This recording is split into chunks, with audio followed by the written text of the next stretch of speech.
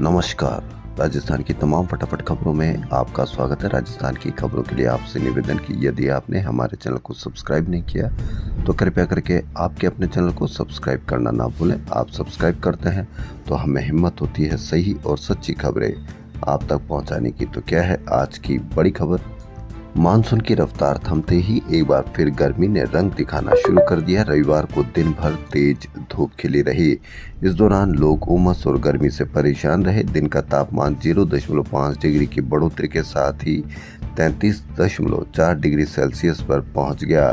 रात का तापमान 0.1 डिग्री की बढ़ोतरी के साथ 24.2 डिग्री सेल्सियस दर्ज किया गया।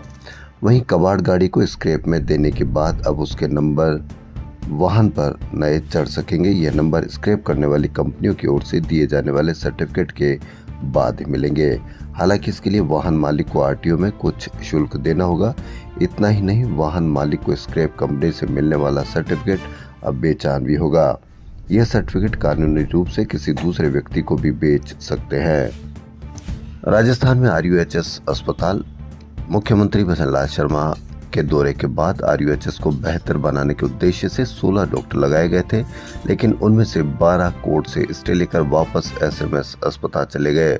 बचे हुए डॉक्टर्स भी जल्दी जाने का मन बना चुके हैं। सभी डॉक्टर्स को कोर्ट से आसानी से स्टे इसलिए भी मिल गया क्योंकि नियमों के अनुसार एसएमएस के डॉक्टर्स को आरयूएचएस में नहीं लगाया जा सकता है।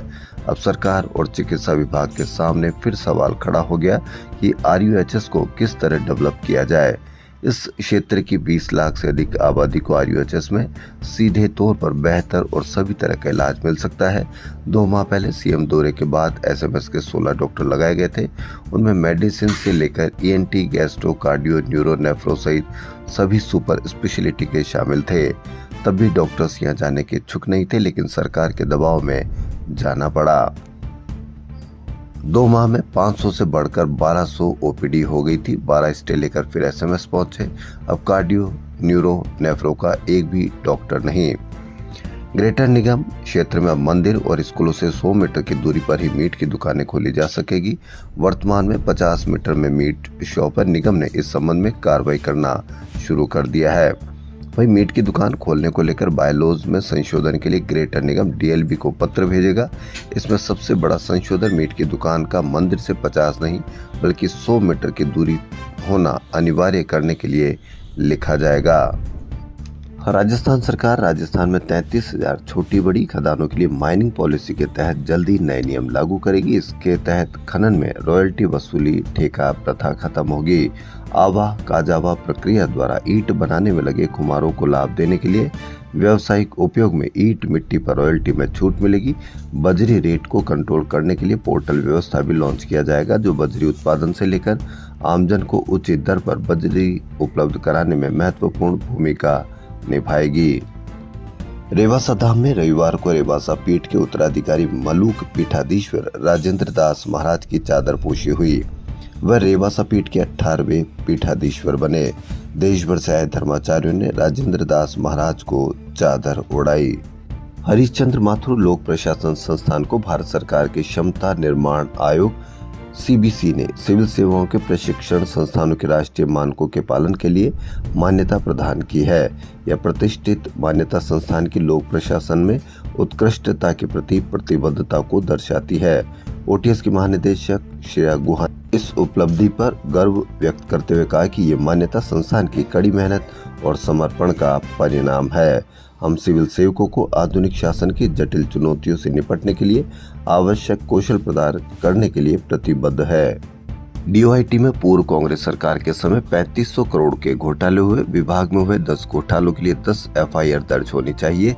ऐसा शिकायती पत्र लेकर मंत्री डॉक्टर किरोड़ी लाल मीणा रविवार को गृह राज्य मंत्री जवाहर सिंह बेडम के आवास पहुंचे। उन्होंने कहा कि मैंने पूर्व कांग्रेस सरकार के घोटाले को उठाया था और प्रधानमंत्री मोदी ने भी चुनावी सभाओं में इसका जिक्र किया था। अब प्रदेश में भाजपा सरकार है तो तुरंत कार्रवाई हो और आरोपी गिरफ्तार होना चाहिए। जयपुर में 2 सीनियर विद्यार्थियों द्वारा जूनियर छात्र से रैगिंग के मामले में कौशल एवं उद्यमिता रोजगार विभाग ने गंभीरता से लेते हुए अनुशासन कमेटी से जांच करवाई गई। जांच में दोषी पाए जाने पर दोनों छात्रों को आईटीआई प्रबंधन ने सस्पेंड कर दिया। इधर रविवार शाम को दोनों को बनी पार्क थाना पुलिस ने गिरफ्तार कर लिया। गौरतलब है कि शनिवार को जूनियर छात्र को चाकू की नोक पर मुर्गा बनाकर मारपीट करने के वीडियो वायरल हुए थे। इस संबंध में पीड़ित छात्र ने 2 सीनियर छात्रों के खिलाफ ITI प्रबंधन को शिकायत की। दोनों के खिलाफ बनी पार्क थाने में मारपीट का मुकदमा दर्ज करवाया था। मैं लोगों को सामने अपनी बात रखना चाहता था, इसलिए सोशल मीडिया पर अकाउंट बनाया। मुझे अंदाजा नहीं था कि ये मेरे जीवन का टर्निंग पॉइंट बन जाएगा। वहाँ से अच्छा रेस्पॉन्स मिलने के बाद किसी ने कहा कि ये वीडियो अपलोड करें। वहाँ से कुछ ऐसा रेस्पॉन्स मिला कि मेरी जिंदगी पूरी तरह से बदल गई। ये कहना था फेमस यूट्यूबर और एक्टर भूमम बाम का। रविवार को जयपुर आए थे। अपनी अपकमिंग वेब सीरीज ताजा खबर के सीजन 2 के प्रमोशन के लिए आए भुवन ने कहा कि ये दर्शकों को बहुत पसंद आने वाली है। ये फैमिली शो है। इसमें विलेन की भूमिका जावेद जाफरी निभा रहे हैं। अगले साल मैं भी मूवी में काम करता हुआ नजर आऊंगा। जयपुर में international Indian film academy awards यानी आईफा होने वाला, इसकी तैयारियों की हलचल देखने लगी है। मार्च में होने वाले समारोह के जरिए राजस्थान के टूरिज्म को भी दुनिया भर में बढ़ावा मिलेगा।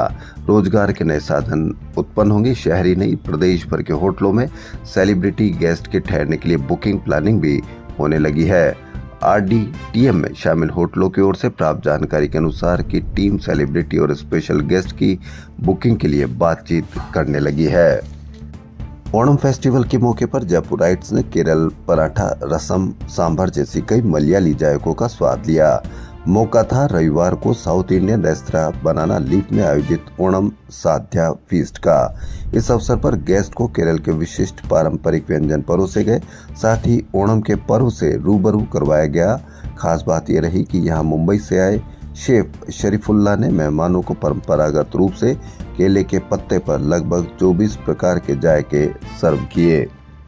जयपुर के निजी अस्पताल में रविवार को मरीज के मौत के बाद परिजनों ने जमकर तोड़फोड़ और हंगामा किया। परिजनों ने डॉक्टर्स, नर्सिंग स्टाफ सहित अन्य स्टाफ के साथ मारपीट की तो वे सभी अस्पताल छोड़कर भाग गए। पुलिस मौके पर पहुंची, लेकिन तब तक परिजन अस्पताल में जबरदस्त तोड़फोड़ कर चुके थे। स्थिति यहां तक बिगड़ गई कि ICU में भर्ती एक मरीज को संभालने के लिए 3 घंटे तक कोई भी स्टाफ या डॉक्टर अस्पताल में मौजूद नहीं था। 12 को ऑपरेशन किया। 14 सितंबर की रात मरीज की मौत हो गई। तोड़फोड़ देख स्टाफ भागा। 3 घंटे तक सूना रहा अस्पताल। वहीं जयपुर के वसुंधरा कॉलोनी स्थित एक प्राइवेट हॉस्पिटल में ICU में भर्ती बुजुर्ग महिला का 2 तोले सोने का कंगन चोरी हो गया। कंगन चोरी का पता चलने पर परिजनों ने हॉस्पिटल मैनेजमेंट को इसकी सूचना दी। परिजनों ने कंगन की कीमत 1.5 लाख रुपए बताई। अब आप देखिए, एक तरफ लापरवाही से या ऑपरेशन से मरीज की मौत होती है, दूसरी तरफ ICU में भी बुजुर्ग से 2 तोले की कंगन की चोरी हो गई। इसको आप किस तरह से देखते हैं? राजस्थान के सरकारी कॉलेज विश्वविद्यालयों के शिक्षकों की रिटायरमेंट की उम्र 65 साल करने की मांग उठाई जा रही है। अखिल भारतीय राष्ट्रीय शैक्षिक महासंघ लगातार ये मांग कर रहा है। कॉलेज विश्वविद्यालयों के इन 6000 शिक्षकों की मांग कब पूरी होगी, यह कह पाना मुश्किल है। रिटायरमेंट की उम्र बढ़ने से आने वाले बेरोजगारों को रोजगार मिलने में बहुत दिक्कत होती है। यानी 5 साल बढ़ती है तो 5 साल के लिए आने वाले समय में रोजगार मिलना मुश्किल हो जाता है। इसलिए आप अवश्य इस पर कमेंट करें कि रोजगार बढ़ाने के लिए उम्र बढ़ाई जानी चाहिए या उम्र को घटाई जानी चाहिए। राजस्थान राज्य सूचना आयोग ने नगर निगम हेरिटेज के किशनपोल जोन के उपायुक्त पर सूचना के अधिकारी में रिपोर्ट उपलब्ध नहीं करवाने पर 10,000 रुपए का जुर्माना लगाया है। यह आदेश मुख्य सूचना आयुक्त पूर्व DGP ML लाठर ने दिए है। वाहिद मेमोरियल रिलीफ सोसाइटी व सेंट्रल मिलाद कमेटी की ओर से ईद मिलादुन्नबी का जुलूस मुफ्ती सोमवार को निकलेगा। अब्दुल सत्तार रजवी की सरपरस्ती में दोपहर करीब 2:30 बजे घाट गेट से रवाना होगा, जो परकोटे के विभिन्न क्षेत्रों में होता हुआ 4 दरवाजा पहुंचेगा। आज ईद मिलाद उन नबी यानी पैगंबर हजरत मोहम्मद साहब का जन्मोत्सव है। ये इस्लामिक कैलेंडर के तीसरे माह रबी उल अव्वल की 12 तारीख को मनाया जाता है। इस साल ये आज 16 सितंबर को मनाया जा रहा है। मोहम्मद साहब ने लोगों के जीवन को बेहतर बनाने के लिए कई उपदेश दिए हैं। उनका उल्लेख हदीसों में है। मोहम्मद साहब ने कहा कि सच्चा धन वह है जो अल्लाह की राह में खर्च किया जाए। धन संग्रह और उसके प्रबंधन में संयम और ईमानदारी दोनों आवश्यक है।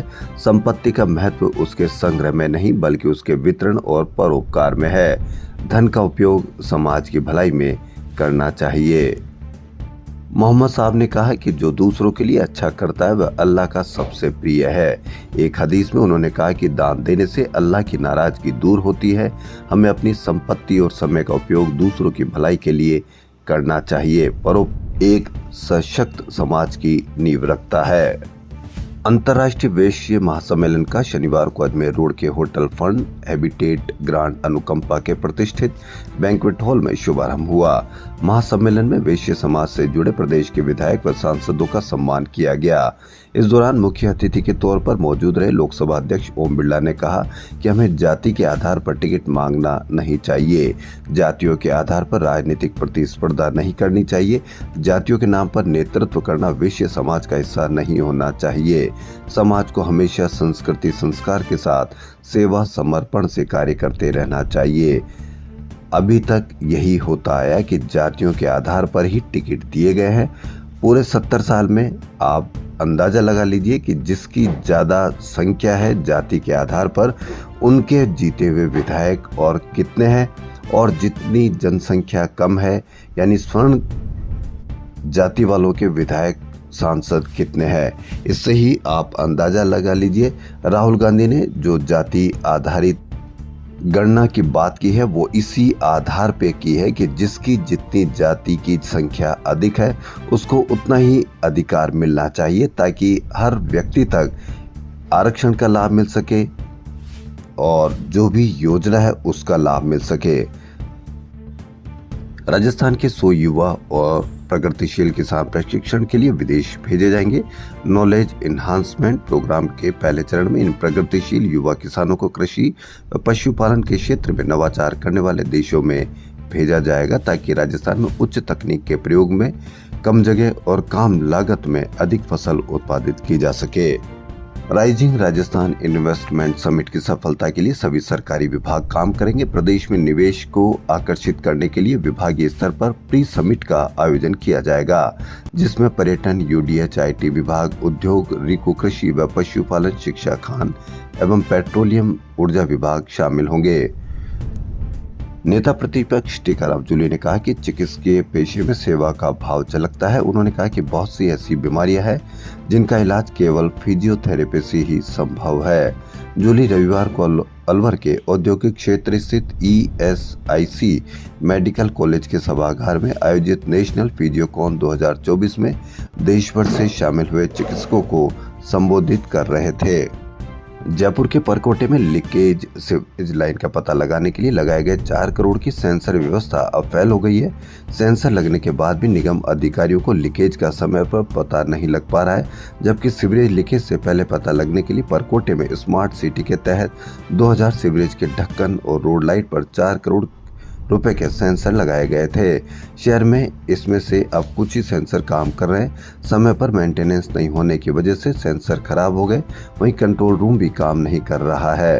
कंट्रोल पर सीवरेज लीकेज का मैसेज आता है तो समय पर हेरिटेज निगम अधिकारियों के पास सूचना नहीं पहुंचती। ऐसे में लीकेज सीवरेज की वजह से आए दिन लोग परेशान हो रहे हैं। बारिश की वजह से शहर में सीवरेज लीकेज की समस्या अब आम हो गई है क्योंकि बारिश का पानी और कचरा सीवर लाइन में चला गया। ऐसे में बारिश के पानी की वजह से कचरा फंसने से आए दिन सीवरेज लाइन लीकेज हो रही है। हर दिन निगम के पास 40 से अधिक सीवरेज लीकेज की शिकायतें आ रही है। इसमें से दिन भर में 8 का ही निस्तारण हो पा रहा है। सेंसर काम करते तो समय रहते तो इन्हें ठीक किया जा सकता था। राजस्थान की खबरों में फिलहाल इतना ही। यदि आपको हमारा चैनल पसंद आए तो लाइक, सब्सक्राइब और शेयर अवश्य करें। धन्यवाद।